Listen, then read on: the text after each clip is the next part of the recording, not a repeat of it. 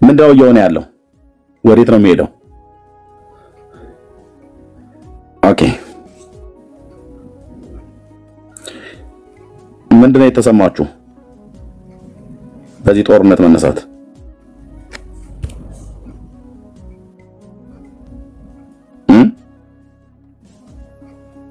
የሆነ ተናገሩ። ስንት ሰው ጸልዮ ነበር?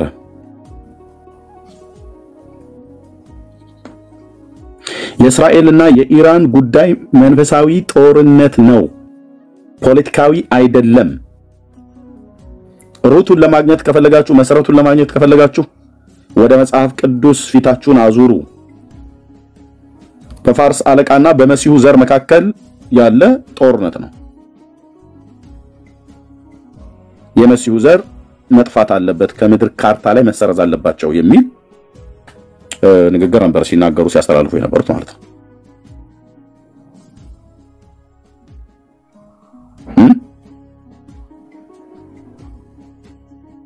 እነሱ ደግሞ አንጠፋም፣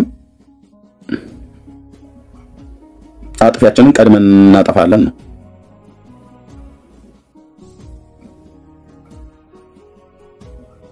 እኔ ይቅርታ አድርጉልኝ ወንድሞች እናቶች፣ ዝም ብላችሁ በልታችሁ ጠጥታችሁ ዝም ብላችሁ የምትተኙ ከሆነ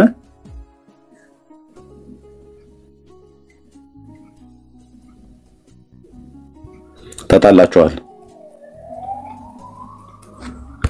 የዘመን ፍጻሜን የጌታችን ኢየሱስ ክርስቶስን ዳግም መምጣት ሰው ለማውራት አገልጋዮች እንኳን የተባሉ እንኳን ለማውራት ራሱ እንኳን አይፈልጉትም።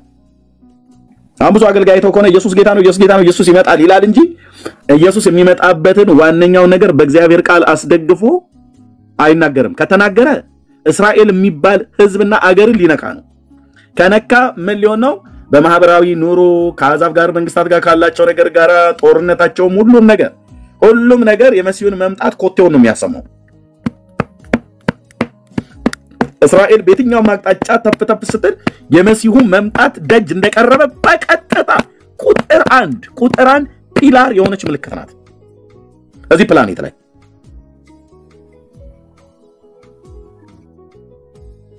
ፒላር ዋነኛ ምልክት ናት።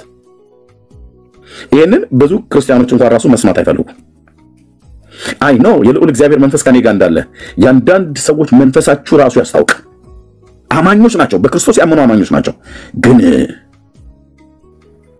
የመሲሁን ዘር ቢረግሙት ራሱ እንኳን ደስ የሚላቸው ሰዎች አሉ ቸርች ውስጥ ተቀምጠው።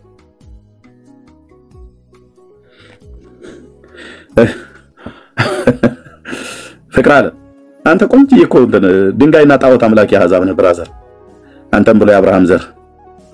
እስቲ ዝም ብለህ ስማ ብራዘር፣ ያንተ የአብርሃም ዘር ነኝ አላለም? ማን ቢወልድ ማን ብዬ ብለህ አሁን አታውቅም። አንድም ቆንጆ የድንጋይ አምላኪ አሕዛብ ወንዝና ተራራ አያቶች ቅድመ አያቶችህ ለሱ ሲሰግዱ የነበሩ ማለት ነው። የአብርሃም ዘር ነኝ አለ። ማን ቢወልድ ማን ብዬ ብለህ እንዳትመልስ። ከዛ ይልቅ ገናም እኮ በክርስቶስ ኢየሱስ ዳግም ተወልደ ከሆነ እውነት ነው። በክርስቶስ ኢየሱስ በመሲሁ አምነህ ዳግም ተወልደ ከሆነ እውነት ነው። የአብርሃም ዘር እንደተስፋው ቃል ወራሽ ነህ። አንተ መቼ ተወለድክና? ሙሉ ያልክ እኮ ኦርቶዶክስ አማኝ ነህ።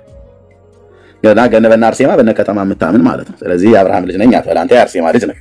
የጊዮርጊስ፣ የአርሴማ፣ የአቡነ አረጋዊ፣ የአቡነ እንጦስ፣ የአቡነ መቃርስ ምናምን ነገር የአብርሃም ሲናፍቅ ይቀራል። ሩቅ ነህ ብራዘርዬ፣ ሩቅ ነህ። በመሲሁ በኩል የሚያምኑ ናቸው እንደ አብርሃም ዘር የተስፋው ቃል ወራሾች፣ በኢየሱስ ክርስቶስ የሚያምኑ ማለት ነው። አንተ አሰስገሰሱን ሁሉ ይዘህ አብርሃም ልጅ ነህ ትላለህ እንዴ? እኛ ላይ ነው ሙድ የምትይዘው። ዳርያዝ እሺ ብራዘርዬ፣ ዳርያዝ። ኤኒዌይ መጽሐፍ ቅዱስ የሚናገረው በጣም ሲሪየስ የሆነ ጉዳይ ነው ወንድሞች እና እህቶች፣ በጣም ሲሪየስ። የኢትዮጵያ ምሽት ላይ ምናልባት ሌሎች ሰዎች ተደራርበው ካልገቡ ገባበታለሁ በዚህ አርዕስት። ልጆች የሚተኙበትም ጊዜ ስለደረሰ ብዙ አልቆይም። ግን እንደው ለምን ጠፋ ምናምን ነገር ብላችሁ ላላችሁኝ ወንድሞች እና እህቶች በዚች 2 ቀን 3 ቀን ሆነኝ አይደለ? 2 ቀን ይመስለኛል 2 ቀን ይመስለኛል። እስራኤል ስትነካ የዚች ፕላኔት አይኗ ተነካ ማለት ነው። እስራኤል ስትነካ የዚች ፕላኔት ልቧ ማለት ነው። ልቧ ተነካ ማለት ነው። ወንድሞች እና እህቶች እንደቀለል ማወራ እንዳይመስል። የነገር ፍጻሜም እዛው ነው። የነገር ጅማሬም እዛው ነው። የነገር ፍጻሜም እዛው ነው። በቀድሞ ቤቴ ቋንቋ ንግግር እግዚአብሔርስ ንጉሥ ውእቱ እምቅድመ ዓለም ወገብረ መድኃኒት በማእከለ ምድር ይላል። እግዚአብሔር ከዓለም አስቀድሞ ንጉሥ ነው፣ በምድር መካከል መድኃኒትን አደረገ ይላል። የዚህ ፕላኔት ሴንተር ናት እስራኤል።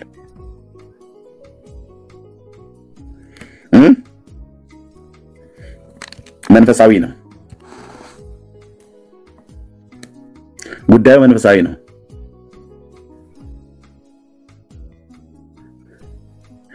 ኤርምያስ 49:35 ቀደም ፖስት ያደረግነው ቁጥር ላይ ኤላም የሚባለው ምድር የት ነው ብያችኋለሁ በኋላ እዩት አብዛኞቹ ኢራን ውስጥ ነው ብለዋል ልክ ነው ኢራን ውስጥ ነው ግን ከፈለጋችሁ እናንተ እዩት ሱሳ የሱሳ ግንብ አስቴርና መርዶኪዮስ ጾም ጸሎት ይዘው የአይሁድ ህዝብ እንዲደመሰስ በአማ በኩል ምክር በወጣበት ጊዜ ያ ሱሳ የሚባለው እዛው አሁን ኢራን ውስጥ ነው ያለው ኦኬ ኤላም የሚባለው አውራጃ ነበር በኤላም አውራጃ በሱሳ ግንብ ነው የሚለው ትንቢተ ዳንኤልን ስታነበው ማለት ነው በኤላም አውራጃ በሱሳ ግንብ ይላል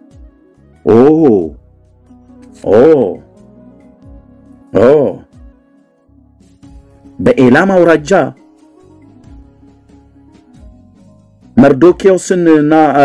መርዶኪዮስን ሊያሰቅል ሃማ መስቀያ ያዘጋጀበት አይሁድ እንዲደመሰስ ደብዳቤ ትእዛዝ የወጣበት ከተማ ሱሳ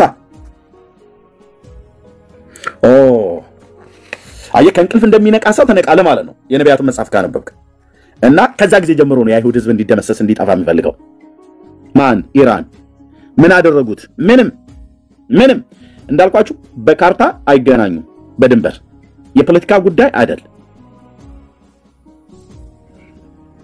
ምንም ካርታ አሁን መሬታቸው ኩታ ገጠም ቢሆን ድንበሬን ገፋውሽ ወሰድሽብኝ ምናምን ነገር አይነት ነገር አገሮች ከአገሮች ጋር ይጣላሉ እንደዛ አይነት ጦርነት እንደሚነሳ ይታወቃል በእንደሱ አይነት መልክ ማለት ነው ይሄኛው ግን የካርታ እንዳትል በካርታ አይገናኙ ኩታ ገጠም መሬት አይደሉ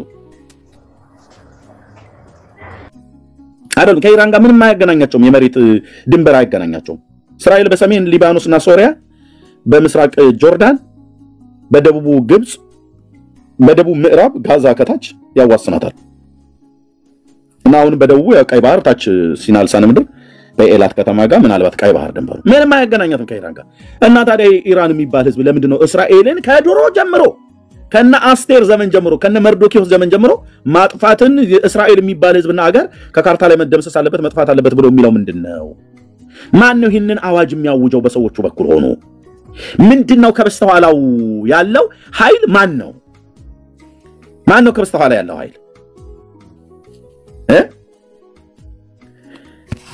እስራኤል ይጥፋ ብሎ የሚል አዋጅን ለማወጅ ከበስተኋላ ያንን ህዝብና አገር የሚዘውረው ማን ነው ብለው ካልከኝ ገብርኤልን በዳንኤል መጽሐፍ ላይ በአየር ላይ 21 ቀን የተዋጋ የፋርስ አለቃ መንፈስ ይባላል የክፉ የመናፍስት ኃይላት ገዢ ነኝ ብሎ የተቀመጠ አውሬ ማለት ነው ለጥብላል ጴንጤ ሲነግሩ አሰማ ኦርቶዶክስማ ጭራሽ የለም ሳሊ ለነቅድስ ነው ብሎ የሚለው ሳሊ ለነቅድስ ነው ጠዋት ነጋጠባ ዝንቡን እሺ ያለ ሳሊ ለነቅድስ ነው ብሎ የሚለው ምንም እሱ መጽሐፍ ቅዱስ አያነብም ምንም የሚያውቀው ነገር የለም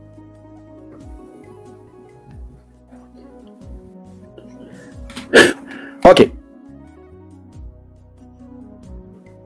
ሎክ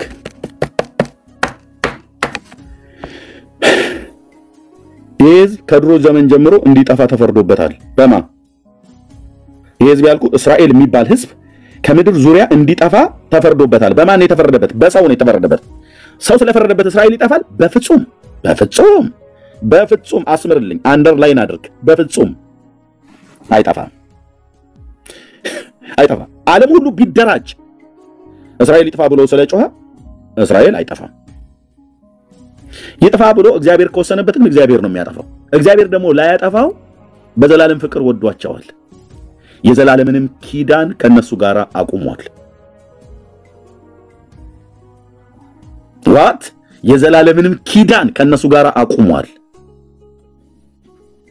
ስለዚህ ዓለም ሁሉ ቢንጫጫ ፌንጣ ብትቆጣ እግሯን ጥላ መጣች የሚባለው አይነት ጥቅስ አይደለም ይሄ ጥቅስ አይደለም ያውጣቁታላችሁ እንዲህ የሚል ጥቅስ የለም ፌንጣ ብትቆጣ እግሯን ጥላ መጣች ይላል የሀገራችን ህዝብ ማለት ነው እና ምንድነው ምክንያቱ ወንድሞችና እህቶች የፖለቲካ ጉዳይ ካላጣላቸው የድንበር ጉዳይ ካላዋጋቸው ምንድነው ውጊያው ስንት ሰው ነው ታስተውላላችሁ ከዛሬ አይ ቲንክ 3 እና 4 አመት በፊት 3 ወይ እንደዚህ አመት 3 አመት ይመስለኛል የኢራኑ መንፈሳዊ መሪ እስራኤል የሚባል ሀገር በካርታ ላይ ከ15 ዓመት በኋላ አይገኝም እናጠፋዋለን ብሎ ሲል የሰማ ሰው ስንት ሰው ነው? እዚህ የሰማ ሰው 77 ቁጥር ይጻፍልኝ። የሰማ ሰው መንፈሳዊ መሪው ሰምታችኋል አይደል? አዎ ከካርታ ላይ እንደመስሳታለን እስራኤል የሚባል ህዝብና አገር መኖር የለበትም ብሏል አይደል? አሁን አንዱ የፋርስ አለቃ እዚህ ያገኘሁት ልጅየው ማለት ነው እና ወደዛ ወደ ሲኦል ልሸኘው አይመስልም? አዎ ቴዲ የሚባል ማለት ነው። ሀያቶላ ጋር ሄድ ብራዘርዬ፣ እዛውም ያነጋግሩሃል። ኦኬ ለምንድን ነው አሁን አንድ ሉዓላዊትን ሀገር ከካርታ ላይ መደምሰስ መጥፋት አለባት ምናምን ነገር ብሎ ያለው? ከዚህ ደጋግሜ እዚህ ሶሻል ሚዲያ ላይ ስናገር ሰምታችኋል። እኔ የዛን ቀን በጌታዬ መንፈስ ሊድ ስለምደረግ እግዚአብሔር መንፈስ ቅዱስ ስለሚመራኝ እሱ እንዳደረገኝ ነው ማለት።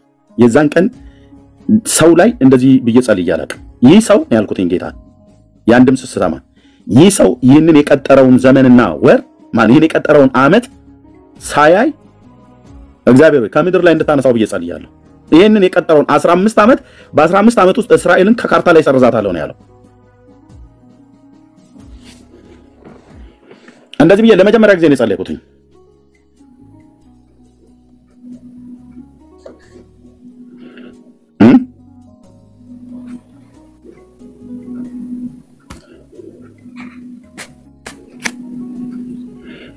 እንግዲህ ምን ያየውናል?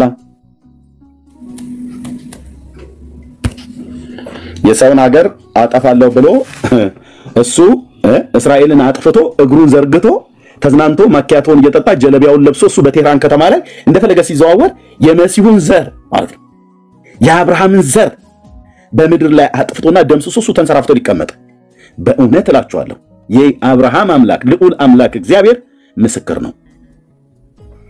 አያያትም ያችን ዘመን የእግዚአብሔር ፍርድ ራሱ ያገኘዋል። መለላችሁ ነው ወንድሞች እናቶች፣ መጽሐፍ ቅዱሳዊ ነው፣ መንፈሳዊ ነው ጦርነቱ። መጽሐፍ አስቴር ላይ መርዶኪዮስና አስቴር ሲጾሙ ሲጸልዩ ሃማ ሊያሰቀለው ሲል ምናም ነገር ብለህ እኮ ተሰብካለህ። ቸርች ውስጥ እኮ ቸርች ላይ አሜን በል ወፈር ያለ እያልከን ቁጭ ብድግ በሉ ምናም ነገር ብለህ የዚህ ዘመን ሃማን የዚህ ዘመን ሃማ ላይ ለምን እንደው ማትናገረው? ለምን እንደው ማትጸልየው? ለምን እንደው ማትጸልዩ? ለምን እንደው ማትጸልዩት? ለምን እንደው ጾም ጸሎት ማን ይዘው? መርዶኪዮስ ይሄንን የትእዛዝ ደብዳቤ ሲሰማ እኮ ጾም ጸሎት ገባ። ለአስቴርም ነገራት። አስቴርም እዛ በቤተ መንግስቱ ስለነበረች መልክተኛ ላከባት፣ ነገራት። ጾምና ጸሎት ያዘች። ወደ እግዚአብሔር በብርቱ ጮሁ። እግዚአብሔር ጣልቃ ገብቶ አዳናቸው። ለምንድን ነው አንተ በክርስቲያን ይብላ ያልከው ሰውዬ ሀያቶላ የሚባለው ሰውዬ እዛው ኢራን የማን ነው የሃማ ወንድም እኮ ማለት ነው። ያውኗን እስራኤልን መርዶኪዮስ ማለት ነው፣ አስቴር ማለት ነው። ከካርታ ላይ መደምሰስ አለባቸው ብሎ ሲል ምን አልከኝ ወንድሜ በጌታ ይሆንከው? እሺ ያው በቃ አድርጌያለሁ፣ በቃ አላክብር ያለው ወደ ሲኦል ብራዘርዬ ጎ ያ በቃ ባፍቃል አክብር ያለው ወደ ሲኦል ማለት ወደ ቲክቶክ ሲኦል ሸንቻለሁ ማለት ነው። you can't go ብራዘር። እኔ ኪዳን ካለው ጋር ነው የምቆመው፣ ብራዘርዬ። አምላኬን ነው የምሰማው፣ የአምላኬን ቃል ነው የምሰማው። ለምን ንቅንቅ ብለህ ይሄን ቤት አንፎሎ እያደረግክ አትወጣም? እንደም ከፈለጋችሁ ልፍቀድላችሁ። በእውነት እውነቴን ነው የምላችሁ። ይኸው ጌታዬ ኢየሱስ ክርስቶስ በመንፈሱ የማገለግለው ጌታ ምስክር ነው። አንፎሎ እያደረጋችሁ መውጣት ይፈልጋችሁ ሰዎች አሉ ወይ? ብሎክ እንዳደረጋችሁ የምትፈልጉ እስኪ 77 ቁጥር ጻፉልኝ። ሞዴሬተሮችም እንዳለ ተረባረቡ አልኩሽ። እንዳለ ድሮኖቹን እንደለቃቀሟቸው 77 ቁጥር የሚጽፉትን ብሎክ በማድረግ ማለት ነው። እሺ ብሎክ እንድናደርጋችሁ የምትፈልጉ ኤርሚያስን ይሄ ነገር የምትናገረው ነገር በጣም አስጠልቶኛል ብለህ የምትል ሰውዬ 77 ቁጥር ጻፉልኝ። ሞዴሬተሮች ዌክ አፕ 1 2 3 በቃ ያው ቃሌን አክብሬያለሁ ብራዘር። እዚህ ቤት ሲናፍቅ ይቀራል ማለት ነው። ናፍቅ ይቀራል። እንቁ ስላሴ ወደ አብርሃም ቅፍ እንኳን አልተላክም። እሺ ሌላ አለ? ሌላ ቃሌን እንዳከብርለት 77 ቁጥር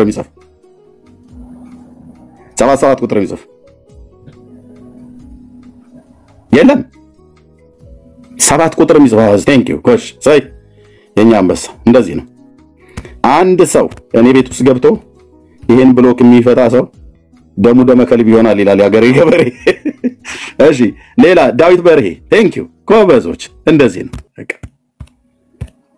አሁን ሰይጣንን ስታዘው ውጣ ስትለው ብሎ ይወጣል አይደል? አሁን እያሉ እየወጡ ነው። እሺ በሉ ቶሎ ቶሎ የፋርስ አለቃ መንፈስ የሚሰራባችሁ ማለት ነው። ተቀምጠ ምንም አንተ ለሰውም አትሆንም ለጌታም አትሆንም ማለት ነው።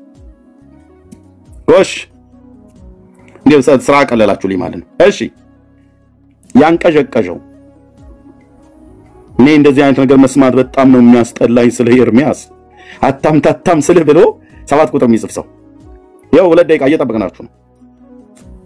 እቀነድብህ መድኃኒዓለም ምስክሬ እኮ ነው አልኩ። ምክንያቱስ ይሄው የመሲሁ ዘር ጠላትነት ውስጥ ተጠናውተዋል ማለት ነው።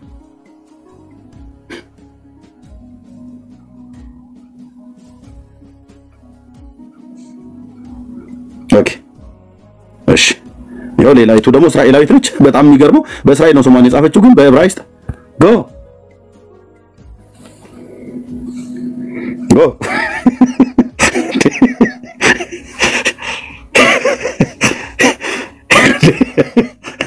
ተቀላቅሏል ማለት ነው። እዚያ የአያቶላ ልጆች አሉ ማለት ነው። የአይሁድ ሕዝብ ጥፋት ትላለህ እንደ አንተ ነውረኛ ትውልድ። እኔ የኢየሱስ ልጆች መስላችሁኝ፣ የእግዚአብሔር ልጆች መስላችሁኝ። ጌታ ይመስገን ትለኛለህ ደግሞ ትመጣና ሃሌሉያ። ግን ውስጥ ሲፈተሽ አያቶላ ነህ።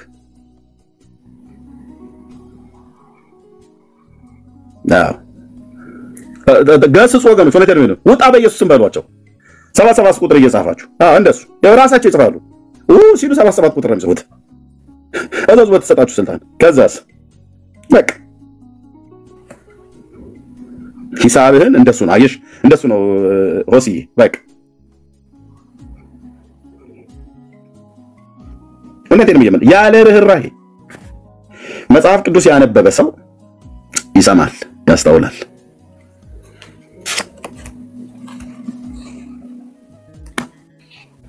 እስራኤልን ከሰማህ ግን አንደኛ የአብርሃም ዘር ናቸው፣ የአብርሃም ልጆች ናቸው። ሁለተኛ የመሲሁ ዘር ናቸው። ወንጌል ያምናሉ አያምኑም፣ እሱ ጋር ከመጣህ እነግርሃለሁ። የሚያምኑም አሉ፣ የማያምኑም አሉ። የማያምኑትን ታዲያ አምና ብትል ስለ ወንጌል ጠላቶች ናቸው፣ ስለ አባቶች ግን ተወዳጆች ናቸው ብለዋል መጽሐፍ ቅዱስ። ጳውሎስ የሚባለው ታላቅ ሐዋርያ ስለ አባቶች ተወዳጆች ናቸው፣ ጌታ ስለ ጸጋው ስጦታና ስለ መጥራቱ አይጸጸትም ይላል። ኦ ማይ ጋድ! አዲስ ኪዳን ምን አልከም ጳውሎስ? ስለ ወንጌል ጠላቶች ናቸው። ታዲያ ስለ አባቶች ግን ስለማ ስለ አብርሃም፣ ስለ ይስሐቅ፣ ስለ ያዕቆብ ስለ ገባው ስለ ቅዱሱ ኪዳን ሲል ግን እስራኤል በእግዚአብሔር ዘንድ ዛሬም ያልተረሳ በዘላለም ፍቅር የወደደው ሕዝብ ነው፣ የኪዳን ሕዝብ ነው። እነሱ ነካለው ብለህ ስትል ሄደህ ከአለት ጋር ነው የምትጋጨው። አለቱም ያረጋል ቅቤ ቀብቶ ሳይሆን የሚመልስህ ፈጥፍጦ ደምህን አፍስሶ አንጎልህን አፍስሶ ይደፋል ማለት ነው። እናንተን የሚነካ የአይኔን ብሌን አይደለም የሚለው ነው። እንደዛ አይልም። የአይኔን ሳይሆን የአይኑን ራሱ በራሱ አይን ላይ እስራኤልን እነካለሁ ብሎ ያለ ሰው በራሱ አይን ላይ እየተጫወተ ነው። የራሱን አይን ጥርስ በስቴኪኒ እንደሚጎረጎር አይኑን በስቴኪኒ እየጎረጎረ አይነት ነገር፣ በሹል ነገር አይኑን እየጎረጎረ ነው ሰውየው ራሱ ማለት ነው። እንደዚህ ወፈፌ ሽማግሌ ማለት ነው።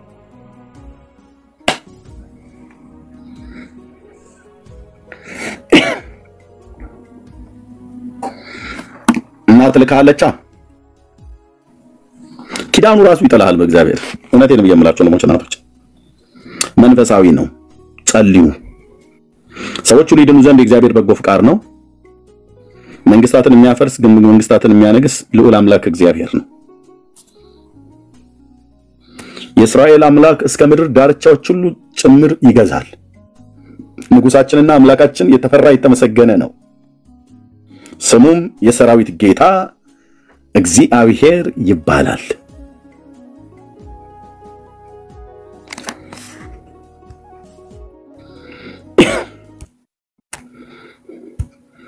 ያላችሁ ይሄ ምድር የዚህ ምድር ጉድ ገና የዚህ ፕላኔት እጣ ፈንታ መደምደሚያ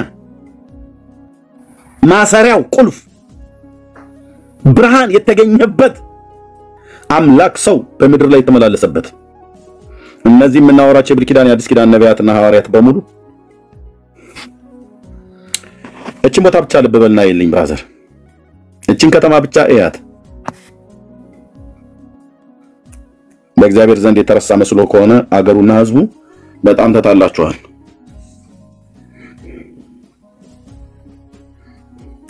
ያው ጥሩ መንፈስ ነው አስተራይ እሱ መንፈስ ጥሩ መንፈስ ነው ብራዘር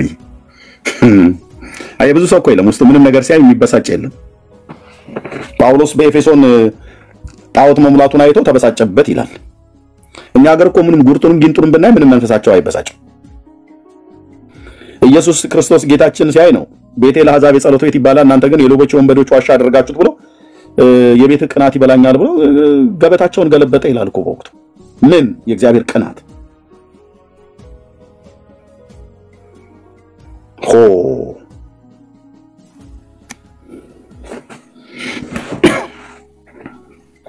እኔ አሁን ውርዋሮ አለ አይደል የሚወራወሩት እዚህ ላይ እንዳያርፍ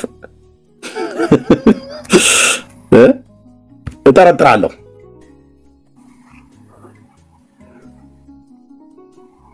ኢላማ የሳተ እዚህ ላይ መጥቶ ቢያርፍ እንደሚሆነው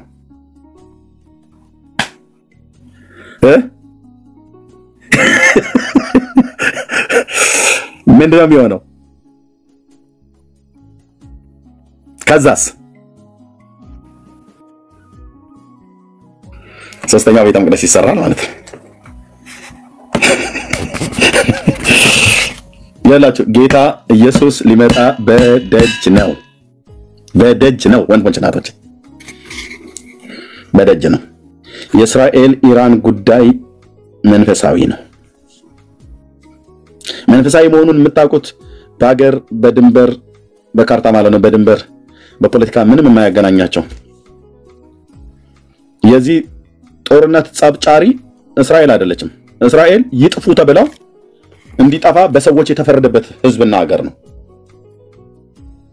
እግዚአብሔር ግን እንዲጠፋ አልፈረደበትም ምንም የሚያመጡት ነገር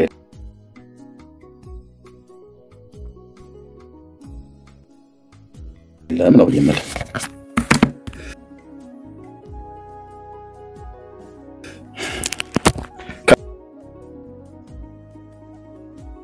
ከድሮ ጀምሮ እስራኤል የሚባል ህዝብና ሀገር እንዲጠፋ በአጎራባች ያሉ አገሮች ይሄንኑ ሟርት ያሟርቱ ነበር ታንም ላይ ተማከሩ ምን ብለው ነው የተማከሩት ኑ ከህዝብ እናጥፋቸው ደግሞም የእስራኤል ስም አይታሰብ አሉ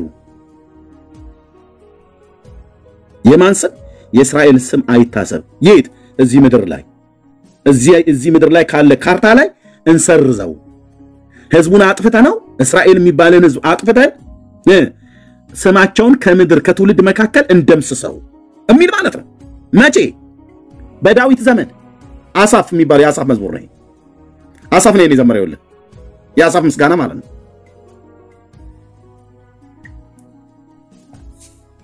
አያ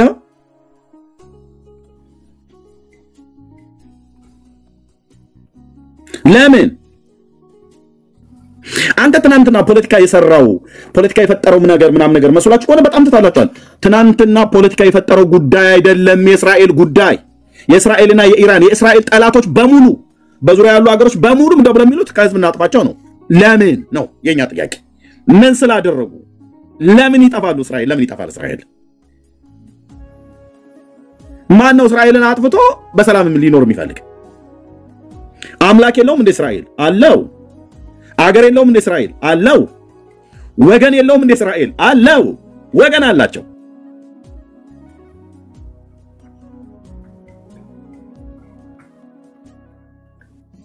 የተረዱት አሉ ያልተረዱት እንኳን ባይረዱትም ወገን አላቸው በሰማያት በአባቱ ቀኝ በዙፋኑ ላይ ተቀመጠ ከነገደ ይሁዳ የወጣ የዳዊት ልጅ ኢየሱስ ክርስቶስ ወገን ነው ይመስላል። ታዲያ ሲጠፉ ዝም ብሎ የሚያያቸው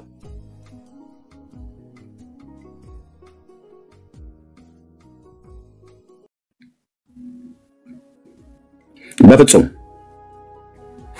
እና አንድነት ሆነው በአንተ ላይ ተማከሩ በአንተም ላይ ቃል ኪዳን አደረጉ ይላል። የተማከሩት በዚያን ጊዜ ኤዶማውያን፣ እስማኤላውያን፣ ሞዓብ፣ አጋራውያን፣ ጌባል፣ አሞን፣ አማሌቅ፣ ፍልስጤም፣ ጢሮስ ከጢሮስ ሰዎች ጋር አሶርም ከነሱ ጋር ተባበረ። የሎጥ ልጆች ሞዓብና አሞናውያን ማለት ረዳት ሆኗቸው። ከዛስ አሳፍ እንደዚህ ብሎ ጸልዩአል ኪዳኑ ያኔ ስለሚፈቅድለት እንደ ምድያምና እንደ ሲሳራ በቂሶን ወንዝ እንደ ኢያቢስ አድርግባቸው። አቤት ይሄን ቦታ ይሄን ጦርነት ብታውቁት ይሄ ምድያማውያን በሄሬ ባለት በኩል የመጡበት ማለት ነው። ዘመነ መሳፍንት ላይ ነው። አቤት መጽሐፍ ቅዱስን ብታነቡ ብሉይ ኪዳን ብታጠናው እዚህ ጋር የተደረገ ጦርነት እልቂት በእስራኤል ልጆች የበላይነት አሸናፊነት ማለት ነው። እንደ ሲሳራም ደግሞ በቂሶን ወንዝ ሲሳራ ትዝ ይላችኋል በዲቦራ ዘመን ማለት ነው። ደክሞት ሮጦ መጥቶ የሃቤር ሚስት ኢያኤል የምትባል ሴት ነበረች። ኢያኤል ለሴት ልጆች ስም ስታወጡ ኢያኤል ብላችሁ ጻፉ። ኢያኤል ብለህ አውጣላት። የሃቤር ሚስት ኢያኤል ትባላለችና ወደ ድንኳኗ ሮጦ ሲመጣ ደክሞት ውሃ ሲለምናት ወተት ሰጠችው እና ደክሞት ተኛ። በጆሮ ጉንዱ ካስማ ቸክላ ገደለችው። የሃቤር ሚስት ኢያኤል በሴቶች መካከል የተመሰገነች ናት ተብሎ ተባለላት።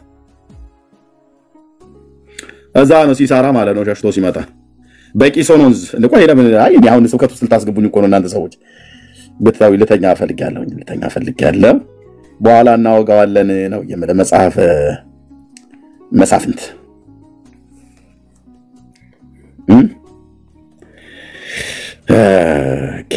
አንቺ ዲቦራ እስክትነሽ ድረስ እስራኤል ከዛ ዲቦራ ንቂ የአቤል ልጅ ሆይ ምርኮን ማርክ። በዚያን ጊዜ ቀሩት ወደ ኃያላኑ ወደ ሕዝብ ወረዱ። እግዚአብሔርም ስለኔ በኃያላን ላይ ወረደ። በአማሌቅ ዘንድ ስር የነበራቸው እነሱም ከብንያም በሕዝብ መካከል ካንተ በኋላ ወረዱ አለቆች ከማኪርም የንጉሱም ዘንግ የሚይዙ ከዛቢሎንም ወረዱ ይላል። ምን ያህል ወረዳለ ወደዛ ጦርነት? ኦኬ ገለአድ በዮርዳኖስ ማዶ ተቀመጠ። ዳንም ለምን በመርከብ ውስጥ ቀረ ይላል። ይሄኛው ዝም ብሎ ቀረ። ዳን የሚባለው ነገደ ዳን ለምንድን ነው የቀረው? ለምንድን ነው ያልመጣው? አሴር በባህሩ ዳር ተቀመጠ። ከቀርሜሎስ በላይ ያለ እስከ አኮ ድረስ ያለ ርስት ቦታ ማለት ነው። ወንዞች ዳርቻ ተቀምጦ ዛብሎን ነፍሱን እሺ ቆይ ይሄ ነው ከድሮ ጀምሮ የታወቀ ያ የቂሶን ወንዝ ጠርጎ ወሰዳቸው። ነፍሴ ሆይ በኃይል እርገጪ አላለችም ዲቦራ? የቂሶን ወንዝ በምን በኃይል ወሰዳቸው? እነማንን? ነገስታት መጡ ተዋጉም። ከማን ጋር? ከእስራኤል ጋር። በሜጊዶ ውሆች አጠገብ በታአካ የከነዓን ነገስታት ተዋጉ። የብር ዘረፋንም አልወሰዱም። ከእስራኤላውያን ጋር ማለት ነገስታቱ ተዋጉ፣ ግን አልወሰዱም። ከዋክብት ከሰማይ ተዋጉ። ባካሄዳቸው ከሲሳራ ጋር ተዋጉ። የአሕዛብ ንጉስ ማለት ነው። ከድሮ ጀምሮ ታወቀ ያ የቂሶን ወንዝ በኤልያስም ዘመን በዛ ወስዶ ነው እነዛን የባኦል ነቢያት በቂሶን ወንዝ ነው አረዳቸው ብሎ የሚለው ኤልያስ ማለት ነው። ይሄ ከድሮ ዘመን ጀምሮ የታወቀ ነው። የቂሶን ወንዝ ጠርጎ ወሰዳቸው። ነፍሴ ሆይ በኃይል እርገጪ። ከኃያላን ግልቢያ ብርታት የተነሳ የፈረሶችን ጥፍሮችም ተንቀጠቀጡ ይላል። አንደኛው በጣም እጅግ አስፈሪ ጦርነት የተደረገበት ነው የቂሶን ወንዝ። ይኸውልህ ወንድምዬ ቆይ እህትዬ እታለምዬ ቆይ አንዴ ስሚኝ ስለመድኃኒዓለም አንዴ ስሚኝ። መዝሙር 83 አሳፍ ምን ይላል? እንደዛ እንደ ያቢስ ማን ነው በቂሶን ወንዝ እንደ ምድያምና እንደ ሲሳራ ይሄኛው ሳላሳያችሁ እኮ መጣ። ዘመነ መሳፍንት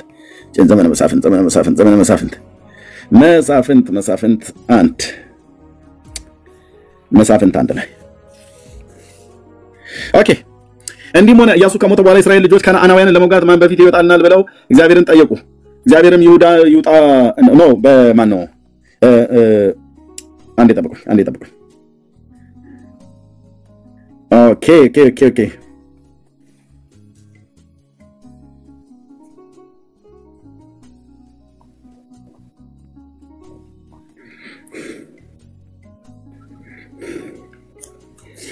አንዴ ጠብቁ ወንድሞቼ፣ እንትን አለብኝ።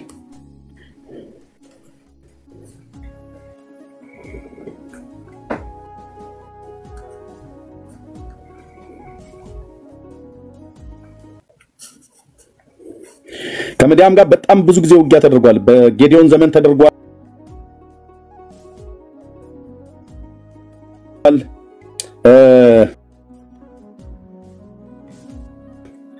በዘመነ መሳፍንትም ዘመን ተደርጓል። በተለይ ዘመነ መሳፍንት ላይ እና የምድያም ሰዎች በዘመነ ማነው ጌዲዮን በጌዲዮንም ዘመን ምድያማውያን መጥተው ይዋጓቸው ነበርና በጣም አደገኛ የሆኑ ጦርነቶች ተደርገዋል። በተለይ የመሳፍንት ዘመን ላይ የጌዲዮን የተነሳበት ዘመን ላይ የጌዲዮን መሳፍንት ምዕራፍ 6 ላይ የሆነበትን ታውቃላችሁ። እዛ ምዕራፍ 6 ላይ ስታነቡ ማለት ነው። እና ውጣና ሂድና ተዋጋቸው ብሎ አለው። ተዋጋ። ህዝቡንም ከምድያማውያን እጅ እግዚአብሔር አስጣለ፣ አዳናቸው። እና በነቢያት መጽሐፍትም ላይ ልክ እንደዚሁ በተመሳሳይ ተጽፏል። ለምሳሌ በሳኦልም ዘመን እንደዚሁ በጌዲዮን ዘመን ማለት ነው።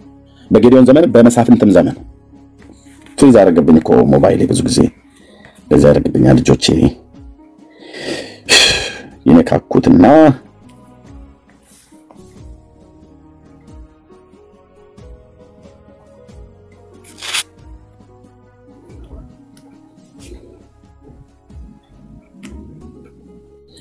እሺ ኦኬ አሁን ከፈተልኝ። ምድያማውያን በጌዲዮን ዘመን ማለት ነው። በጌዲዮን ዘመን ወጥተው ምድያማውያን እስራኤላውያን መቷቸው። እግዚአብሔር ግን በጌዲዮን እጅ አሳልፈው ሲሰጣቸው ምንድነው ያደረገው? ምድያማውያንን እንዳለን ይመቷቸው። የምድያምን አለቆች ወስደው በዛፍ ላይ ነው በእንጨት ላይ ነው ቀን ሙሉ የሰቀሏቸው ነው የገደሏቸው ማለት ነው። ከዛ ከዚህ ጉልበት ሄዳለው መልአኩ ተገለጠለት ለጌዲዮን። ከዛ የእግዚአብሔር መንፈስ በሱ ላይ መጣች አለው አለ። ኦኬ እዚህ ጋር ማምለኪያ ጸሎችን ቆረጠ። በተለይ ምዕራፍ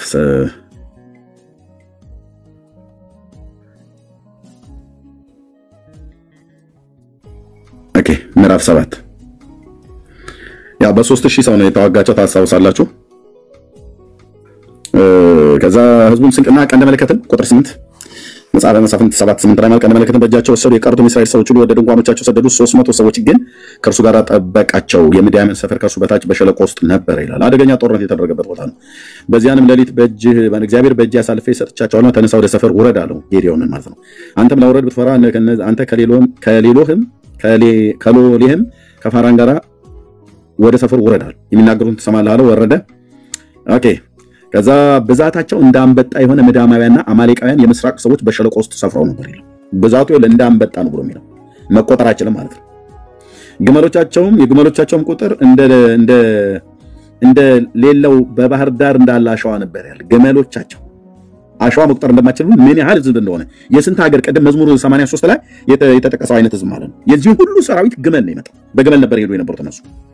ጌዲዮን በደረሰ ጊዜ አንድ ሰው ህልምንም ለባልንጀራው ሲያጫውት ብሎ አለ። እንጎቻ መጥቶ ድንኳኑን መታ ወዳደቁ ምናምን ነገር ብሎ አለ። በቃ ከዛስ እዚህ ጋር ጦርነቱ ጀመረ። በ300 አደረጉ፣ ተዋጉ።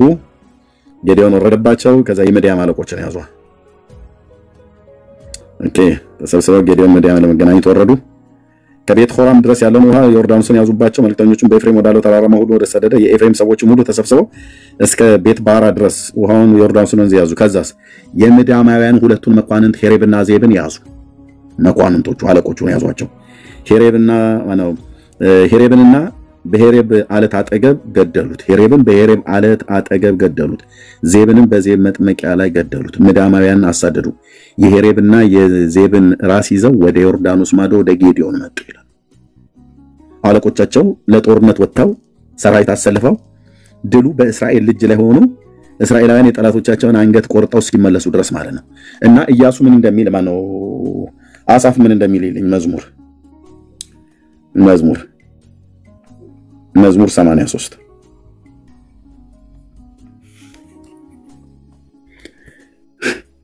ምን ይላል? እንደ ምድያምና እንደ ሲሳራ። ምድያም ማለት ቅድም ያነበብኩት በጌዲዮን ዘመን ያደረገ ማለት ነው። እንደ ሲሳራ በዲቦራ ዘመን በቂሶን ወንዝ በዛስ እንደ ኢያቢስም አድርግባቸው ይላል። ኢያቢስ ማለት በሳኦል ዘመን ማለት ነው። እንደ ኢያቢስም አድርግባቸው አደገኛ አጥፋቸው እኮ ያለ ነው። አሳፍ ኪዳኑ ይፈቅድለታል። ለምን በአይነ ዶርም ጠፉ፣ እንደ ምድርም ጉድፍ ሆኑ። አለቆቻቸውን እንደ ሄሬብና ቅድም እንዳነበብኩ ጌዲዮን ላይ እንዳነበብኩት መጽሐፈ ሳምንት ምዕራፍ 7 እንደዚህ ታላላቆቻቸውን እንደ ዛብሄልና እንደ ስልማና አድርጋቸው ማለት አጥፋ አለቆቹን። ወይት እስራኤል አሁን ምንድነው እያደረገች ያለችው? ጦርነት ከጀመረች ጊዜ ጀምሮ ጋዛ ሄዳ አለቆቹን ነው መጀመሪያ የለቃቀመችው። ሊባኖስ ሄዳ አለቆቹን የለቃቀመችው። ኢራን ትናንትና ምሽት ላይ ሄዳ አለቆቹን የለቃቀመቻቸው።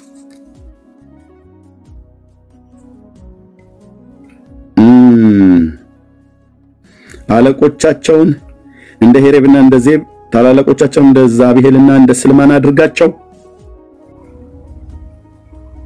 አለቆቻቸውን በመጀመሪያ ያስወግድ። ጎልያድ አለቃቸው አልነበር? ዳዊት እርግብ ግቢቱን ብሎ ሲጠላው ፍልስጤማውያን ሸሹ ይላል። ለምንድን ነው አለቆቻቸው ጀምር ብሎ ያለው? እነሱ ናቸው ኑ ከህዝብ እናጥፋቸው ደግሞ የእስራኤል ስም አይታሰብ ብለው የሚሉት አለቆቹ ናቸው። ቁጭ ብለው አየህ የሚመክረው ማለት ነው። አምቦሃ ይኑራቸው አይኑራቸው አለቀም። አምቦሃቸው የሚሆን ብቻ የሚጠጡትን እየጠጡ እስራኤል ይጥፋ ብሎ ይላል።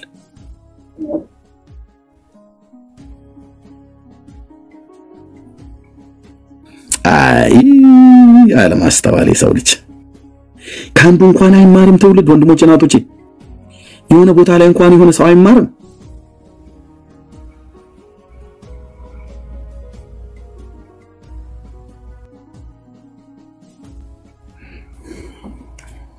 ይህን ቃል በዚያን ዘመንም የነበሩት እነዚህ ሁሉ ነገስታት በአንድነት ሆነው መክረዋል። እነዚህ ሁሉ ሀገራት ኤዶሚያን 1፣ እስማኤላውያን 2፣ ሞዓብ አጋራውያን 4፣ ጌባል 5፣ አሞን 6፣ አማሌቅ 7፣ ፍልስጤም 8፣ ጢሮስ 9፣ አሶር 10 ሀገራት በአንድነት ሆነው ተማከሩ። በአንድ ላይ ሆነው ተማከሩ። በአንድነት ቃል ኪዳን አደረጉ። ምን ለማድረግ? የእስራኤልን ህዝብ ለማጥፋት፣ እስራኤል የሚባል ስም በምድር ላይ እንዳይኖር ለማድረግ። ቻሉ? አልቻሉም። እነዚህ ውስጥ እነሱ ራሱ የሉም። እነዚህ ሀገሮች ይኸውልህ እስራኤል አለች፣ እነዚህ ሀገሮች ግን የሉም። ይኸውልህ ኤዶም የለም፣ ኤሳው ማለት ነው። ኤሳው የያዕቆብ ወንድም የለም። ሀገሩን ምድረ በዳ ነው እግዚአብሔር ያደረገው። የሰው መኖሪያ እንኳን አላደረገው። የለም። እስማኤላውያን የነሱ ዝርያዎች የተወሰኑት አሉ። ሞዓብ አለ? የለም። አጋራውያን የሉም። ጌባል ናቲንግ የለም። አሞንስ የለም። አማሌቅስ ዝክረ ስሙ ነው እግዚአብሔር ከምድር ያጠፋው። ፍልስጤማውያን አሉ። የጢሮስ ሰዎችም አሉ፣ ሊባኖስ ውስጥ ስለሆኑ ማለት ነው። አሶራውያን አሉ። እንደ ሀገር እንደ ህዝብ ጠፍተዋል አብዛኞቹ ማለት ነው። ኩርድ የሚባለው ኩርዲስታኖች አሁን እዛ ጥቂቶች አሉ። እስራኤልስ አለች የለችም? አለች።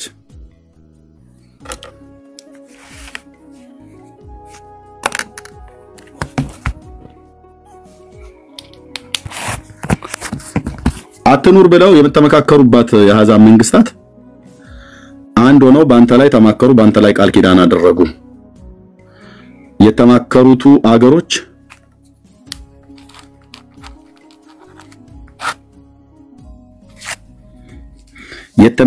እንድትጠፋ የተመከረባት ሀገር ግን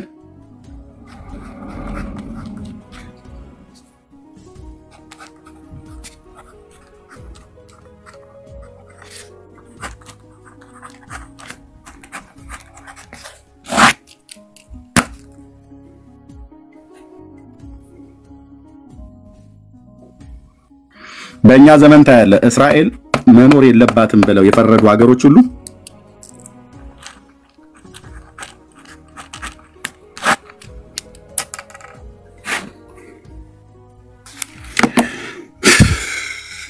ጌታ ወንድሜ ወገኖቼ እኔ ለአንዳንድ ሰዎች ቤታችሁ ውስጥ ከጓደኞቻችሁ ጋር ስትሰባሰቡ ምን እንደምታወሩ ምን እንደምናወራ ምን እንደማስብ ምን እንደምታስቡ እግዚአብሔር አምላክ ያያል። እና ማታ ላይ በደንብ በተለይ ከቻላችሁ ኤርሚያስ 49 ሙሉን አንብቡት። ካልሆነ ደግሞ ከቁጥር 34 እስከ ቁጥር 39 ድረስ ያለውን አንብቡትና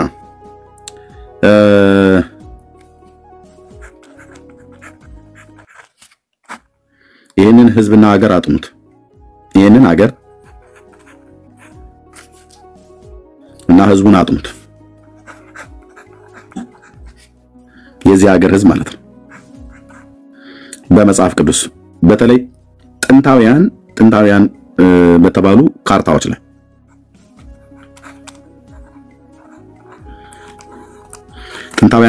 ካርታዎች ላይ ግቡና እዩት።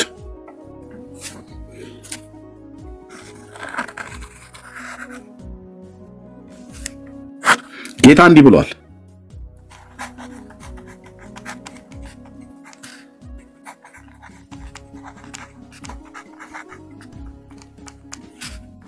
የማንን የት ሀገር ነው ያለው? የተናገረው ማን ነው? ኤርሚያስ የሚባለው ነብይ። ተናጋሪው ማን ነው? የሰራዊት ጌታ ልዑል እግዚአብሔር። የማንን? የኤላምን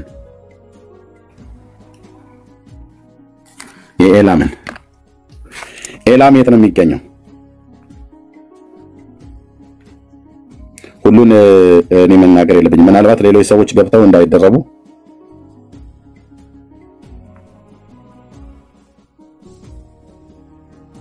ወገኖች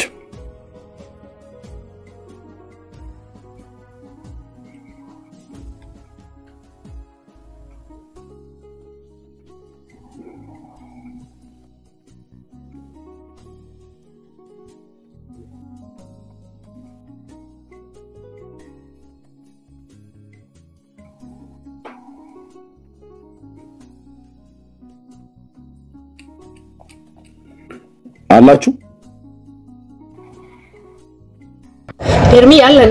ኤርሚ አለን። እግዚአብሔር ይባርክ። እና ይሄንን አጥኑ ወገኖች። እና ያሁኑ እየሆነ ያለውን እሱን እናያለን ማለት ነው። ያሁኑን አጥኑ።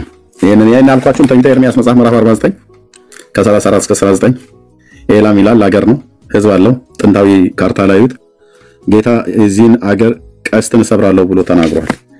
ምናልባት ግን እንዲረዳችሁ ከፈለጋችሁ በትንቢተ ዳንኤል ላይ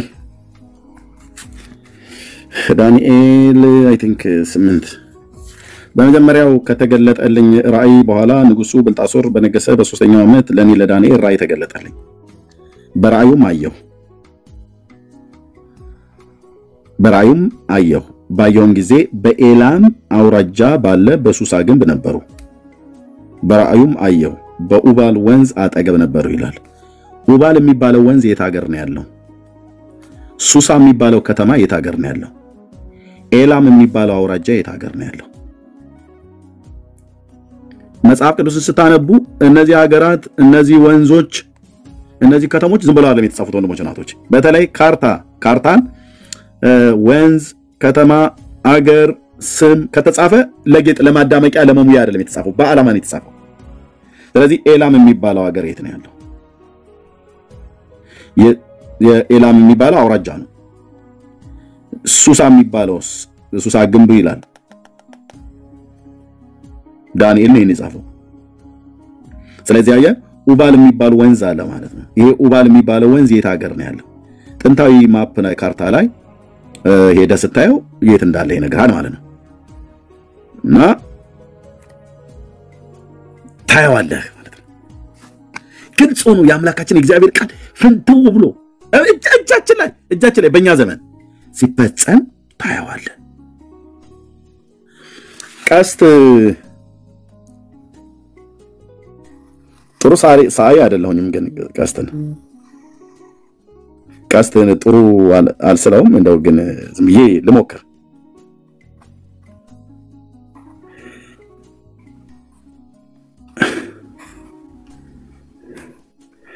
ቀስት እንደዚህ አይነት ነገር ነው አይደል የሚመስለው? ትክክል ነኝ? ቀስት እዚህ ጫፉ ላይ መውጊያ አለው አይደል? ሃሎ፣ ትክክል ነኝ? ቀስት እንደዚህ ነው አይደል? ሚሳኤልስ ጫፉ ላይ እንደዛ ነው። አዎ፣ ሚሳኤልስ ምንድነው የሚመስለው? ሚሳኤልስ ምን አይነት ቅርጽ ነው ያለው?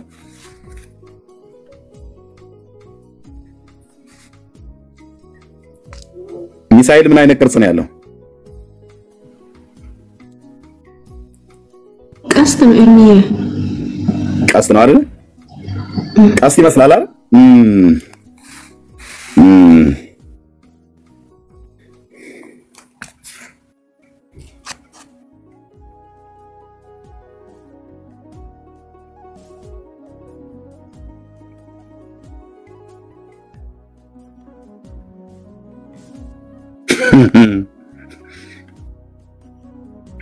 ቀስት የምን አይነት መጠን የምን አይነት ቅርጽ ነው ያለው?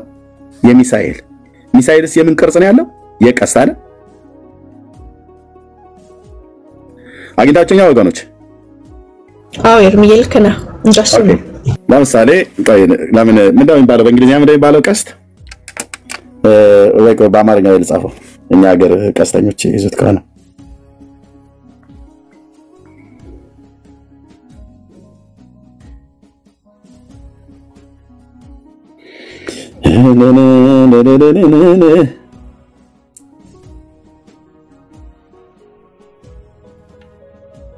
ያ አያት ጫፏ ይሄ መለጠጫው ነው። እቺ ከኋላ ያለችው አናት አሮ አይደል? ያ እቺ ክሯ ናት። ይሄኛው የቀስት መለጠጫው ነው። መውጊያዋ ግን ይችላል።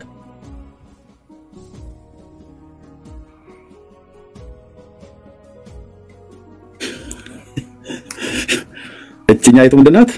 መውጊያዋ ናት። ቀስት መንደፊያ መግደያዋ ናት ቀስት። ኦኬ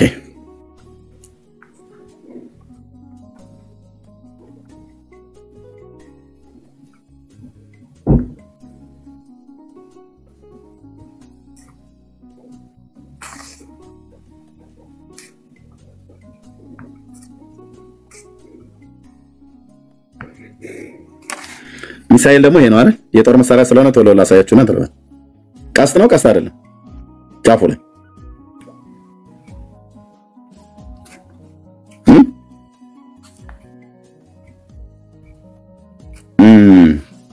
ይኸውልህ ነቢያት እንዴት ብለው ትንቢት እንደተናገሩና ቀስትን ነው ሰብራለሁ ብሎ ያለው ጌታ የኃይላቸው መሳሪያ ሆነውን ወንድምዬ በቃ ሂድ ብራዘርዬ ለምን አትሸኙትም?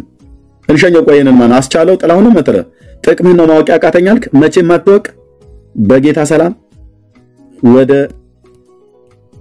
መጣህበት ሸኝቻለሁ። በቃ ምን አበሳ መጥበስ የለብህም እንዴ። ደከምክ እኮ ወንድምዬ። ኦኬ ሚሳኤል ጫፉ እንደሚወስነው ቀስት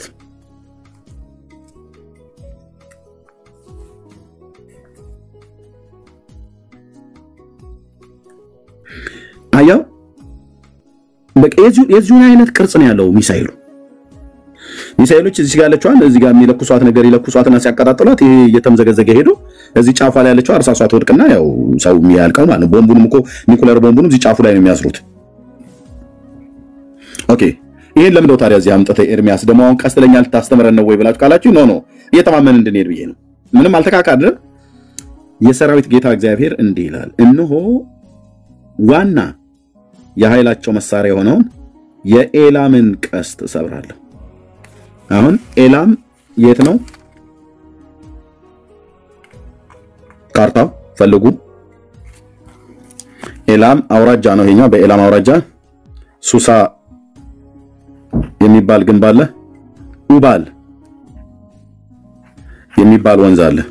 ይሄን ወንዝ ይሄ ግንብ ይሄ አውራጃ ነው። ማን በሚባል አገር እንደሚጠራ ፈልጉ። አገሩ አጠቃላይ አገሩ ይሄ አውራጃ ነው። ሶሪ እዚህ ጋር ማን በሚባል አገር ውስጥ እንዳለ ፈልጉና ከዛ ይሄ ሀገር እዚህ ሀገር ውስጥ ኤላም ካለ አውራጃ ሆኖ እዚህ ሀገር ውስጥ ሱሳ ካለ እዚህ ሀገር ውስጥ ኡባል ወንዝ የሚባል ካለ እንግዲያው የእግዚአብሔር ሰው ታላቁ ነብይ ኤርሚያስ እንደዚህ ይላል። ስለዚህ የማን የሰራዊት ጌታ እግዚአብሔር እንዲህ ይላል፣ እነሆ ዋና የኃይላቸው መሳሪያ ሆነውን የኤላምን ቀስት ሰብራለሁ። ከአራቱም ከሰማይ ማዕዘናት አራቱን ነፋሳት በኤላም ላይ አመጣለሁ። ወደ እነዚያም ነፋሳትን ሁሉ በትናቸዋለሁ። ነፋሳት የተባለው የሰሜኑ፣ የምስራቁ፣ የደቡቡ፣ የምዕራቡ ነፋስ ማለት ነው። እበትናቸዋለሁ። ከኤላም የተሰደዱ ሰዎች የማይደርሱበት ህዝብ አይገኝም። ለጠላቶቻቸውና ነፍሳቸውን በሚሿት ፊት ኤላምን አስደነግጣለሁ።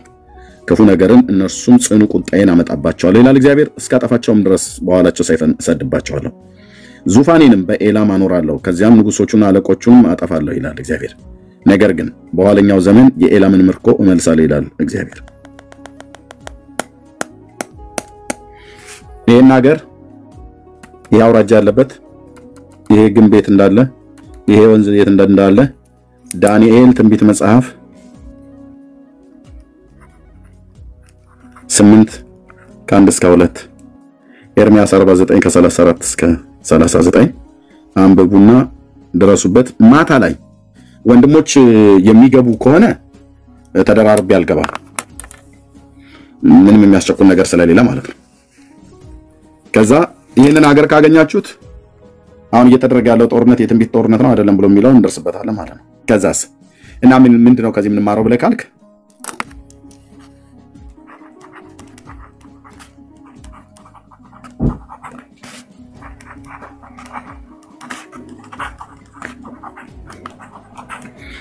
ታዲያ የቀረበስ እንደሆነ ብለህ ካልከኝ ጌታ ኢየሱስ ክርስቶስን ባለማወቅ እስከ ዛሬ ድረስ ያላችሁ ሰዎች ጌታ ለህይወት የሚሆን ውሳኔ እየሰጣችሁ ነው። ህይወት ወደ ሆነው ጌታ ፈጥናችሁ ኑ። መዳንን ያገኛችሁ ሰዎች ደህንነታችንን አጥብቀን እንያዝ። ያልዳናችሁ ሰዎች ወደ መዳን ኑ። በቃ ዋነኛው መልእክት ይሄ ነው። ምንም ሐሳብ ሊገባን አልቻለም ብለህ ካልከኝ ስለ ቀስትና ስለ ሚሳኤል ላወራህ አይደለም። ዋናው ግን እሱንም ሳወራህ ቀስት ብሎ ስላለ አምላኬ ቃል ቀስት ከምን ጋር ይመሳሰላል ብሎ የሚለውን ሁሉ ጭምር ማለት ነው። ለምሳሌ ልታስወሩኝ ነው በጣም ብዙ ለምሳሌ እያልኩ አቦ ልተኛበት፣ በቃ ልተኛበትና በኋላ በደንብ እናወራለን። በደንብ ከከፈቱ ወንድሞች ችግር የለውም። ነገ ተነገ ወዲያ ሰው ጭር ባለበት አካባቢ በደንብ ሁሉም ሰው እንዲረዳ እንናገራለን። ባጭሩ ግን ወንድሞች እናቶቼ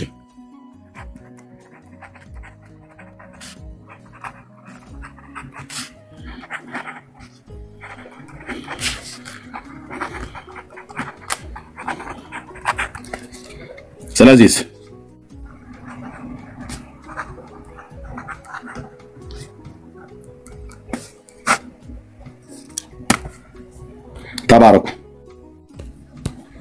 ተባረኩ ወንድሞች። አሁን ገባ ብያልኩት እንቅልፍ በጣም ደክሞኛል። በጣም ብዙ ነገር ነው የምናየው ወንድሞች እናቶቼ፣ በጣም ብዙ ነገር ነው የምናየው። ትንቢታዊ ጦርነት ላይ ነው። ጸልዩ። እግዚአብሔር ሰዎች ሁሉ እንዲድኑ ይወዳል። ሰዎችን ሁሉ ይወዳል። አልወድም ብሎ ቢልም መብቱ ነው።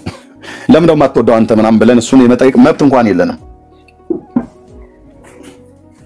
ወድጃችኋለሁ ብሎ ሲለንም እንዴት ትወደዋለህ? ኤርሚያስን እንዴት ትወደዋለህ? አሁን እንደው የምትወደው ሰው ብታጣ ሆሲን ትወዳታለህ? አሁን ጌታ ሳራ የምትታሰበን ሰው ናት። እንዴት ትወዳታለህ ብሎ ማንም አልጠየቀውም። ማንም ሊጠይቀውም አይችልም። ቢጠይቁትም መልሱ በቃ ወድጃቸዋለሁ። ምክንያቱ ምንድነው? በቃ ምንም ምክንያት የለኝም። ፍቅር ስለሆንኩ ወደድኳቸው። አይምል ተሳስተሃል እኮ ብሎ ሊለው የሚችል እንኳን ሰው የለም።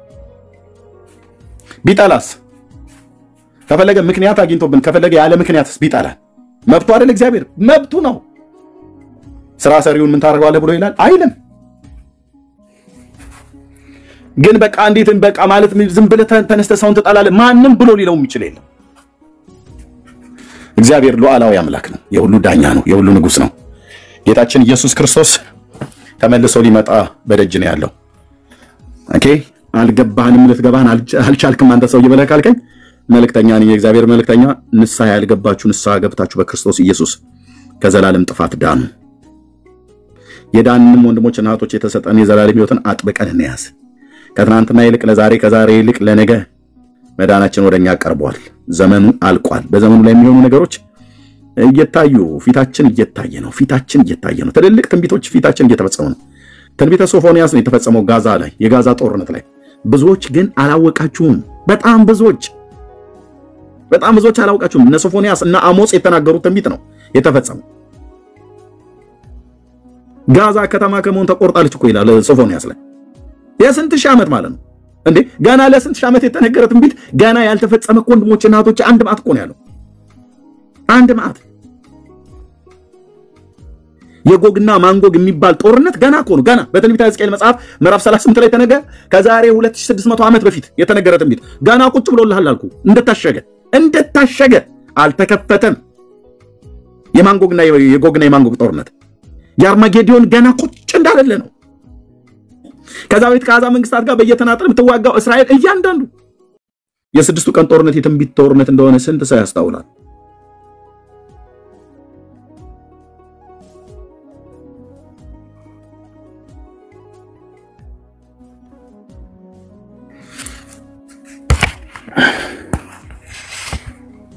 መሰብሰባቸው እስራኤል እንደ ህዝብ መሰብሰቡ የትንቢት እንደሆነ ምን ያህል ሰው ያስተውላል?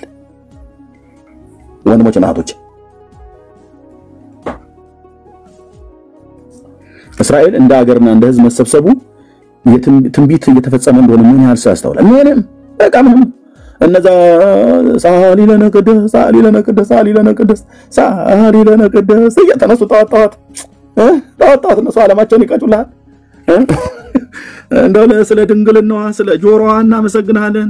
የተቀደሰ ጆሮቿ ስለ ጆሮዋና ስለ ቅንድቧ ስለ ጥፍሯ ምን ለምንሃለን? ሳሊ ለነ ቅድስ። አቤት በቃ አወራረዱ ረጅም ለሆነ ጸጉርሽ ስትስቂ ደስ ለሚለው ጥርስሽም እናመሰግንሻለን።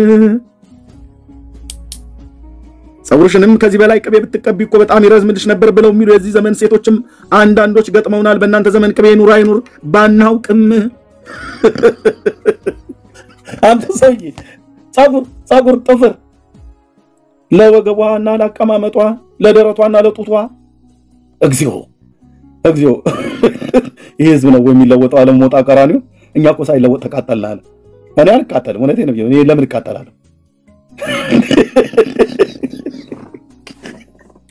ጥፍር ያመሰግናል። የፍጡር ጥፍር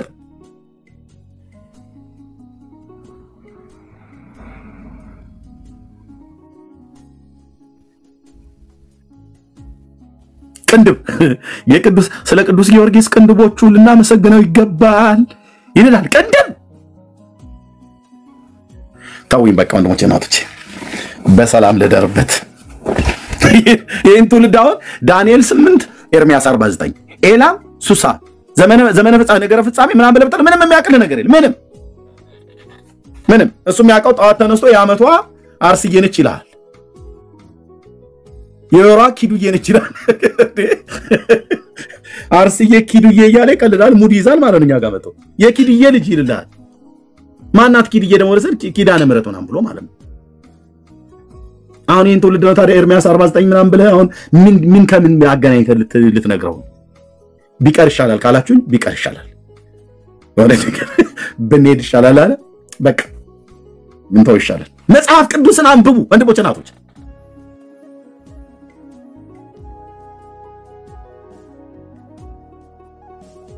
የኪድዬ ልጅ መጽሐፍ ቅዱስ አንብብ ግባና ብሉይና አዲስ ኪዳን ዘመኑ እኮ አለቀብህ ነው ብየምልህ። ሶስተኛ ዓለም ጦርነት ኦሬዲ ስታርት የሚለው ኦሬዲ በተኑ ተነክቷል።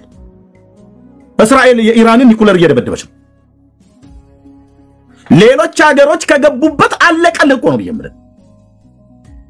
ንስሐ ሳትገባ ኢየሱስ ክርስቶስን የሕይወት አዳኝና ጌታ አድርገህ ሳትቀበለው ማለት ነው ዘመን አለቀብህ ማለት ነው አላለ።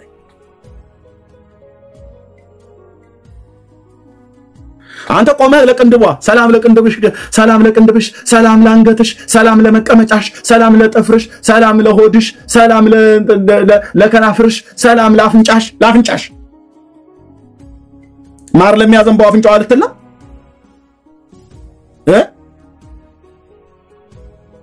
ማር ለሚያንጠበጥበው አፍንጫሽ፣ ስለ ሁለቱ ቀዳዳዎችሽ ከሩቅ ለሚያሸቱት ልትል ነው ወይ አንተ ሰውዬ?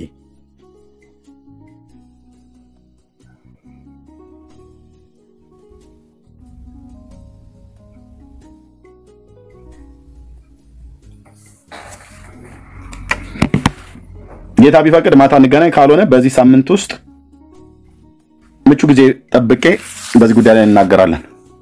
ጦርነቱ ገና ተጀመረ እንጂ ይሄን ሁሉ የምንናገረው ለምንድነው ደግሞ አላለቀም? ለምንድነው የምንናገረው? የተኛን እንድንነቃ፣ ያላስተዋልን እንድናስተውል፣ እና የተሰጠን የዘላለም ሕይወት የተሰጠን አጥብቀን እንድንይዝ ያልተሰጣችሁ ደግሞ ጌታ ሰጥቷችኋልና እንድትቀበሉት ይሄ ለማለት ነው። ጸጋና ሰላም ከሁላችሁ ጋር ይሁን። እቴ ወርድዬ፣ እቴ ብርቱካን፣ ወንድሜ ወንድምነት ቤኪ፣ ሳርቾ እህትየው፣ ሆሲ እና ቢ የምትባለው ወንድም ወይ እህት አላውቁም። እንደው ባካችሁ ላልጠፋ ስም ሙሉ የሆነ እንኳን ስም ጻፉ ፕሊዝ። አሁን ሴት ነሽ ወንድ በቃ ይከብዳል። ሴት ነኝ ይኸውልሽ እንግዲህ ምን አለበት ላልጠፋትን መጽሐፍ ቅዱስ ወይ እንደው ቅዱስ ጊዮርጊስ እንኳን ብለሽ ይሻላል። አንድ ቢቱ ካልሆነ አይስተካከል የሆነ ስንት እኮ የሚጻፍ ስም አለ። የራሳችሁን ስም እንኳን በመጻፋችሁ ነው። ተባረክ እህትየው፣ ቴንክ ዩ ስለነገርሽኝ። የሆነ በጣም ድንቅ እኮ የሆኑ ስሞች አሉ መጽሐፍ ቅዱስ ላይ፣ የቦታ ስሞች አሉ። የቅዱሳን አባቶች ስም አለ። የቅዱሳን አባቶች ማለት የነቢያቱ ማን አሁን ያስገደድ ትንቢተ ሕዝቅኤል ብለሽ ብትዩ በቃ ስምሽን ማወቅ ካላስፈልግሽ ነቢዩ ሚኪያስ ማን ነው ደግሞ? አንቺ ነሽ ነቢዩ ሚኪያስ? ነው እኔ አይደለሁም ሞሬታዊ የእግዚአብሔር ነቢይ ብለሽ በቃ እንደዚህ ማለት ነው። ካልሆነ እንግዲህ ወይ አንቺ ቢን ጽፈሻታል። ሳራ ኤስን ታስቀምጫለሽ። እያንዳንዶች ኤን ቢ ኤች አር ኤስ ኬ ቋ ኪው ብለን ብንል እኔ ቆርቆሮ ነኝ ወይ እንዴት ኪው ብለን ተጠራኛለህ ብለው ደግሞ ነገር ሊጠመዝዙብን ይችላሉ። እና ሙሉ ስማችሁን አድርጉልን። ካልሆነ በርም ስም ጻፉ ለማለት ፈልጌ ነው። በሰላም ልሂድ አይደል ወንድሞች? በሰሰ የሚበሳገደል ከንኩ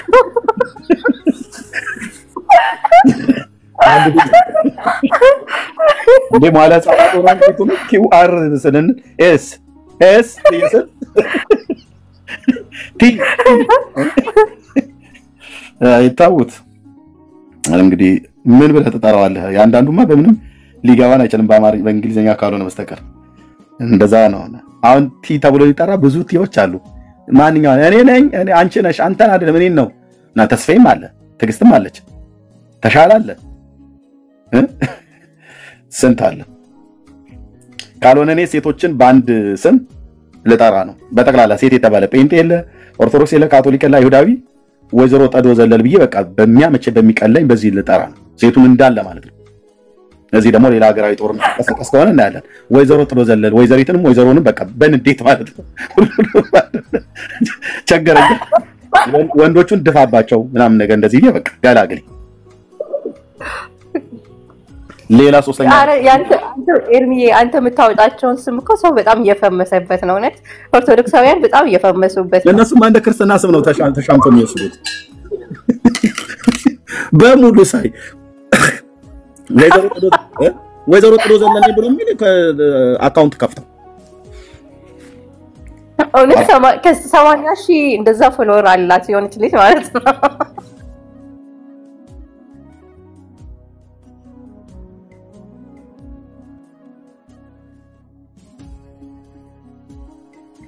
አዎ እንደዛ ኤርሚ አለ አለው አቦይ ዘለች ምናምን ነገር ዝም ስትል አለው አታምታታ ስል ያ እኮ በጣም ፈምሷል። ያ በጣም እሱም በጣም ፈምሷል። አታምታታም ስል በጣም ደስ ይላል። በሙሉ ነው ያዙት። ተባረኩ። ቴንኪው። ጸጋና ሰላም ከሁላችሁ ጋር ይሁን። ጌታን የያዛችሁ ክርስቶስ የህይወታችሁ አዳኝና ጌታ አድርጋችሁ የተቀበላችሁ ወንድሞቼ እናቶቼ ደስ ይበላችሁ። ደሞም ደስ ብሏችኋል። ደስ ብሎናል። ደስ ይበላችሁ። አገር አለን በሰማይ፣ አባት አለን በሰማይ፣ የሚመጣ ተስፋ አለን በሰማይ፣ ሄደን የምንገባበት መኖሪያ ተዘጋጅቶልናል በሰማያት። ሆሲ አምና መሞት ነው ያለባት። ቤኪ አምኖ መሞት ነው ያለበት። ኤርሚያስ ሳራ አምኖ መሞት ብቻ ነው የሚጠበቅበት። እምነታችንን ይዘን በክርስቶስ ኢየሱስ እንደታመንን ድብን እንላለን እንጂ ወደ ኋላ መመለስ የሚባል ነገር የለም። ከጌታ ጋር ብቻ ወደፊት። ያልዳናችሁ ሰዎች የምስራችም እላችኋለሁ፣ ወየውላችሁም እላችኋለሁ። ሁለቱንም ቃል ወየውላችሁ። ክርስቶስ ኢየሱስ ጌታችንን ባትቀበሉት ከኃይሉ ክብር ረዝቃችሁ በዘላለም ጥፋት የምትቀጡበት የእሳት ባህር ፊት ለፊታችሁ ላይ አለ። የምስራች ደግሞ ብለን ነግራችኋለን። ቀን ስላለ በህይወት ስላላችሁ ክርስቶስ ኢየሱስን ጌታችንን የሕይወታችሁ አዳኝና ጌታ አድርጋችሁ ብትቀበሉት የዘላለም ርስት ተካፋይ በበጉ ከተማ በአዲስቱ ኢየሩሳሌም ከኛም ጋራ ከመላእክት ጋራ ከጌታ ጋራ ለዘላለም የምንኖርበት የዘላለም ቤትን ሊያዘጋጅልን ጌታ ኢየሱስ ስፍራ ሊያዘጋጅልን ሄዷል። ተመልሶ መጥቶ ይወስደናል። ስለዚህ ብትቀበሉት ክርስቶስን እነሆ የምስራች ቀን ስላለ ማለት ነው። የምስራች የዘላለምን ሞትን አትምረጡ።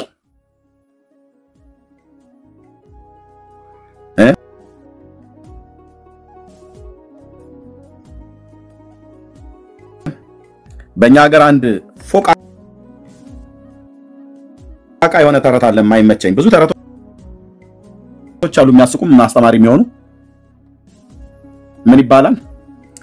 ከማያውቁት መልአክ ይልቅ የሚያውቁት ሰይጣን ይሻላል ሲባል ሰምታችሁ ታውቃላችሁ? እኔ ይቅርታ አድርግልኝ፣ ከማቀው ሰይጣን ይልቅ የማላቀው መልአክ ይሻለኛል። እኔ የማላቀው አየው፣ ሰይጣንን ምርጫቸው አድርገው እንደዚህ ብሎ ይናገራሉ። ከማያውቁት መልአክ ይልቅ የሚያውቁት ሰይጣን ይሻላል። ሰምታችኋል እንደዚህ ሲባል በማህበረሰባችን ዘንድ እማቀው ሰይጣን ይሻለኛል ይላል። ለአንተ ሊሻል ይችላል፣ ለእግዚአብሔር ልጆች ግን ይሄን አልመርጥላችሁ። እንዴት ነው የምታውቀው? ሰይጣን እማቀው ሰይጣን ይሻለኛል ይላል። እኔ የማላቀው የእግዚአብሔር መልአክ ይሻለኛል። እግዚአብሔር መልአኩን ልኮ አንድ ቀን ያስተዋውቀኛልና አማረልን ብለን ማለት ነው። እና አንዳንዴ ከማላቀው ህይወት ይልቅ የማቀው ሞት ይሻለኛል፣ የማቀው ሲኦል ይሻለኛል ብለው የሲኦልን ምርጫቸው ያደረጉ ሰዎች አሉ። ለዚህ ነው በራሳቸው አፍ እንደዚህ ይላሉ። እኔ ጴንጤ ከመሆን ለዘላለም በገሃነመ እሳት ብጠበስ ከሰይጣን ጋር ለዘላለም ለሱ ባሪያ ሆኜ ብኖር እመርጣለሁ ብለው ይላሉ እነዚህ ሰዎች። እውነትህን ነው? አዎ እኔ በፍጹም ጴንጤነት እኔ በፍጹም በዘሬ ማይደርስ ምናምን ነገር ይላሉ። እግዚአብሔር አንዳንዶቹን ይራራላቸውና ሩህሩህ ጌታ ስለሆነ ልጁን ይገልጥላቸዋል፣ ራሱን ይገልጥላቸዋል፣ ያድናቸዋል። አንዳንዶቹ እንደዚሁ ብለው ባሉበት ንስሐ ሳይገቡ በአፍ ቃል ይፈረድብሃል ተብሎ እንደተጻፈ ይሄንኑ ቃል ተናግረው ንስሐ ሳይገቡበት አንድ ቀን ኖረው የሆነ ቦታ ላይ በሞት ይዘጋሉ። እና ያንኑ እዚሁ ምድር ላይ ሆኖ ኮንፌስ ያደረገው ይሻለኛል ሰይጣን ይሻለኛል ብሎ ያለው ዘላለሙን ይገባላ የእሳት ባህር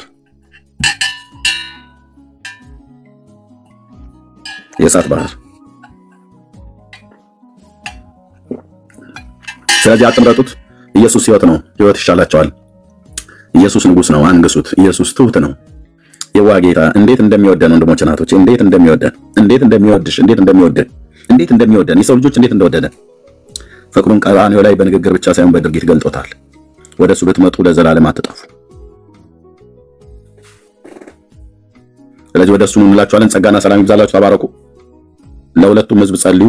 ሌሎች ነገስታት እዚህ ጦርነት ውስጥ ጆይን እንዳያደርጉ ፕሊስ ጸልዩ ወንድሞች እናቶች፣ ፕሊስ እንጸልይ። ሌሎች መንግስታት እንዳይገቡበት በግልጽ ተናግረዋል።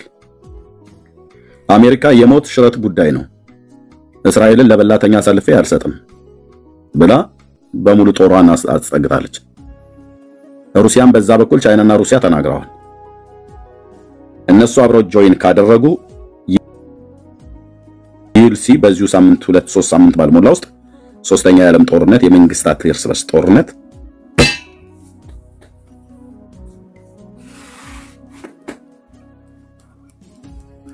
አይ ተው ብራዘር፣ ለሀገር ጸልይ ይለኛል። ለጥጋበኛ ህዝብ ስንት ዘመን ጸለይ ነው እንደሚ አማራ፣ ኦሮሞ፣ ትግሬ እያለ ወገኑን የሚያርድ ከፈለክ ተራረድ።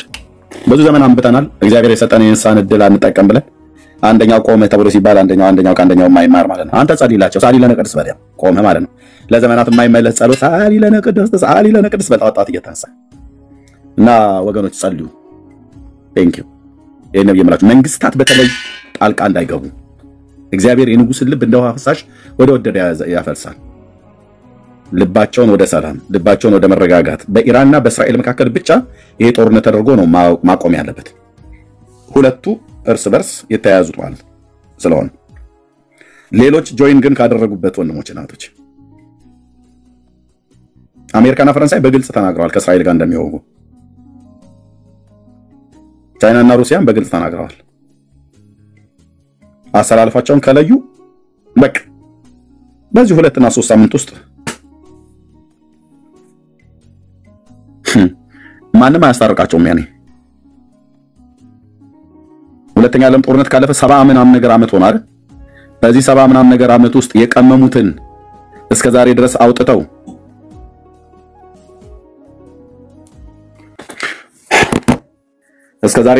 ያልሞከሩትን የኒኩለር ቦምብ ያልገለጡትን መሳሪያ ሁሉም ማሳያውን አድርጎ የሰው ዘር በሙሉ የመሳሪያ መለማመጃና የኒኩለር መለማመጃ እንዳይሆን